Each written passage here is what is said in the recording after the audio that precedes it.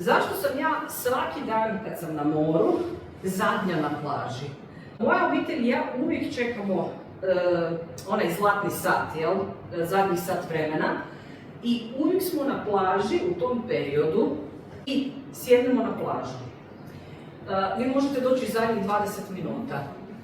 Gledate, ništa ne morate raditi. Sjedete na plažu, gledate kako sunce polako suton ide iza horizonta i dok se ne spoji sa morem, jezerom, šta god imate, bitno da je voda, i kako polako tone, kad izađe iza horizonta, vi ste gotovi.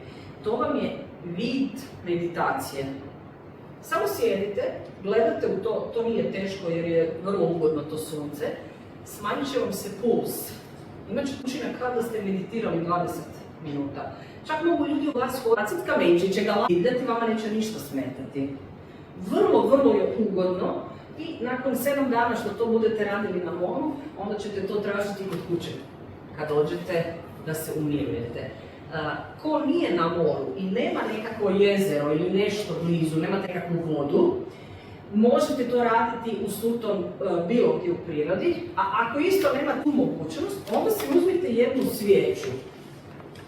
I primjerice, ako ste u dnevnom boravku, stavite tu svijeću na stol i upalite. I sad kad ste palili doma svijeće, znate da ona nekad zna ovako plamen titrat, jel? Nema ovog što ubija na Balkanu 200 godina promaje, jel, propuha, ali svijeća sve titra. A nigdje nije otvoren prozor i ne znam, klima ne puša direktno. Ta svijeća vrlo često pokupi naše emocionalno stanje, zato što mi smo energija, sve oko nas je energija.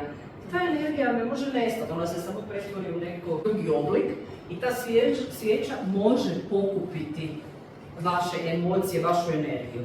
Ako ju upalite, ako se skoncentrirate, to već spada u koncentracije, u tišini ugasite mobitele, televizor, sve gledajte u taj plamen. 10-15 minuta. Lijepo gledajte, opustite se i samo se fokusirajte. Šta mi time dobivamo? Isto jedan vid tehnike opuštanja. Ovaj se zove usmjerena pažnja. Nakon što to malo vježbate, jednako kao sa suncem, tako možete i sa ovim plamenom svijeće. Kad to radite neko vrijeme i sad već znate po svom tijelu, osjetit ćete da se brže i brže se opuštate. Možda nekad ćete i zaspati. Možda nećete čak zaspati, nego ćete imati osjećaj da ste spavali